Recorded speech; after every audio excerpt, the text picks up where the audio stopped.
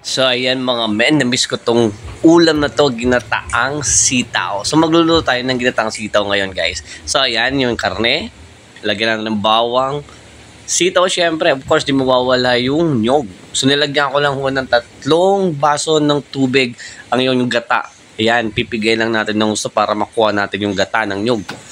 Ayan, pagsasama-samahin lang natin yung ingredients guys. Lalagyan natin yung pork, yung bawang, at saka yung alamang.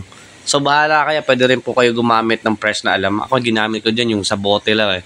So ayan guys, pinigahan natin ng yung gata. Ayan. So syempre, simpleng skimpy lang. Kukutawin lang natin ng kukutawin para hindi mamumuo yung gata. Ayan, kumukulo na guys. Syempre, hintayin lang natin na, alam mo na, lumambot yung karin ng baboy. So ayan, yung sile, di mawawala yan. So lalagyan lang natin ng sabaw ng nyog para maluto yung sile. Para kapag pinisa ko siya, mas madali.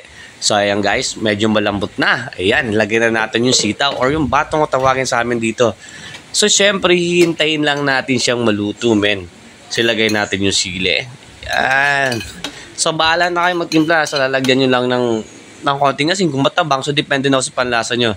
So ayan guys, nako, haluin lang natin ng haluin. So hintayin lang natin na lumambot yung batong or sitaw. So ayan, kumukulo na. So ang sarap nito guys.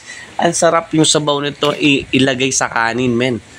Nako, mapaparami na naman ang kain ko nito. So ayan guys, luto na. Samahan nyo ako guys, tara kain po tayo. Siguradong matatakam naman po kayo. Let's go! And guys, kain tayo. Ito na yung ulam natin men. Ginataang sitaw. Kahit tanggalin mo na lang, para siyang Bicol Express guys. So ayan, napakarami nito. Ayan. So tara men, samahan nyo ako, kain tayo. Yan, may kasama akong angel. Kaon daw, may kaon. Yan, men.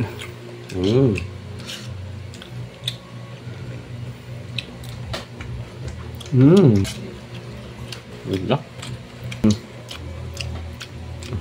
Dapat halang ba to? No? Halang, bakit di sila makakain? Bakit di sila makakain? Tanong halang.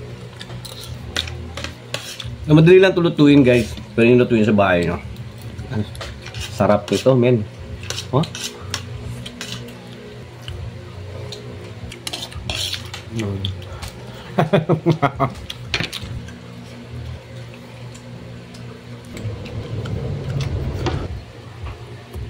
Alam mo, na-miss ko to eh.